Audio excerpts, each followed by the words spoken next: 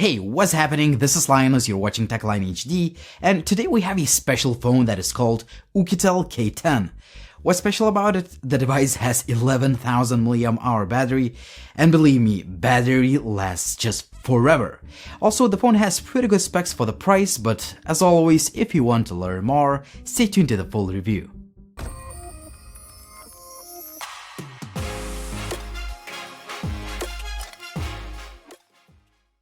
The phone ships with all the usual stuff, and some extras include a screen protector, USB OTG cable, headset jack adapter, and a soft TPU case.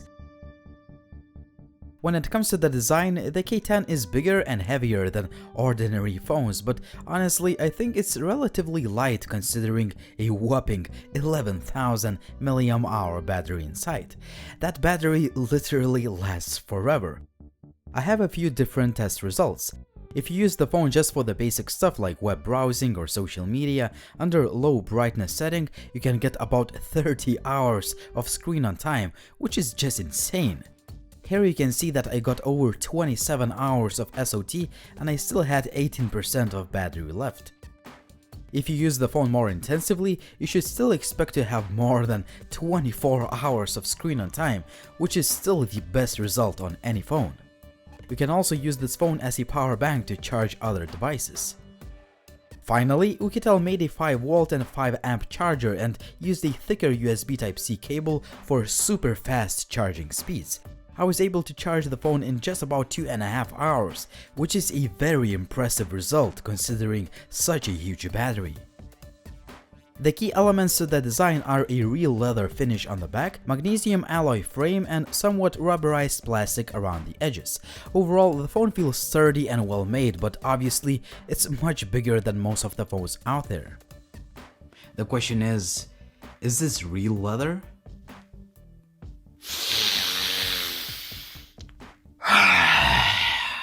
That leather.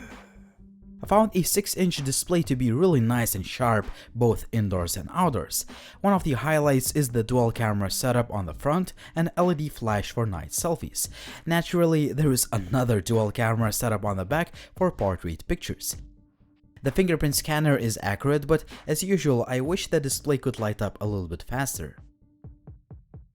Finally, the phone has LED notification light and a hybrid dual SIM card tray. There is no headset jack, but the sound quality using the supplied adapter is quite decent. The loudspeaker can get quite loud. The sound quality may not be the best, but again, it's quite decent for the price of the phone.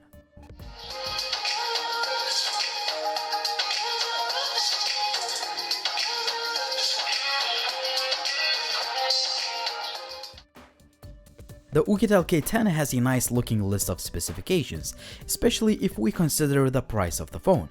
The gaming performance is actually pretty good, as I was able to play most of the 3D games on the highest graphics without any issues. Sure, you may see a few skipped frames here and there in some games like in Injustice 2 or CSR Racing, but I can't really complain about that, and the phone does not overheat. You know, I keep saying the same thing all the time. I just love when these budget phones ship with almost stock Android user interface, and the Oukitel K10 is no exception. We have almost stock Android out of the box with just a few added features we've seen on other devices. For example, we can use those gesture and motion controls that not many people use.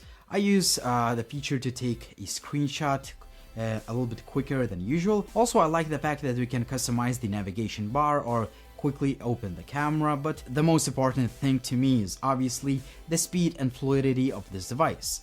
I can say that I installed a lot of apps like I usually do, but I'm yet to see the phone lag. You can switch between one app to another very quickly, and overall I would say that the Oukitel K10 is a very fast phone on a daily basis.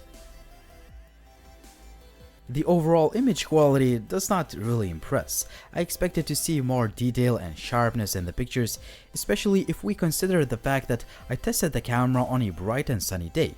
Sure, it's possible to take a decent looking photo, but I found the camera to be kind of inconsistent.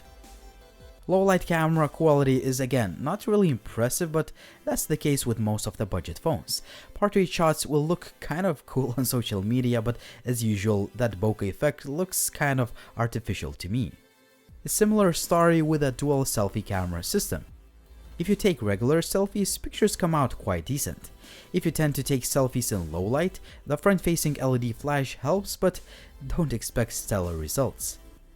This is the video test with Oukitel K10 smartphone. 1080p video quality is quite decent.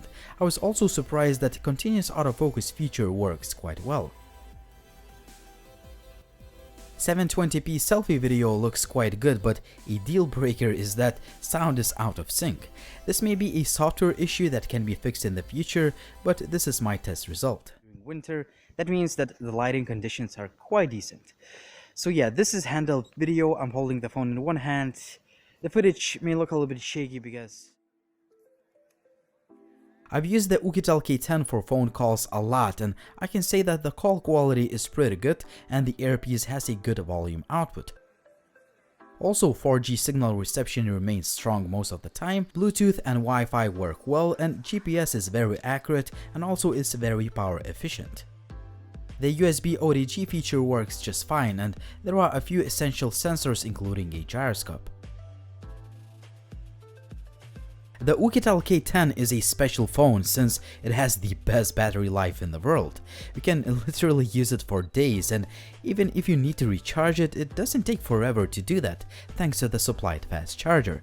I love the design, sharp display, great overall performance, and honestly I would say that the camera performance is the only thing worth complaining about, but you can still take a few decent looking pictures with it.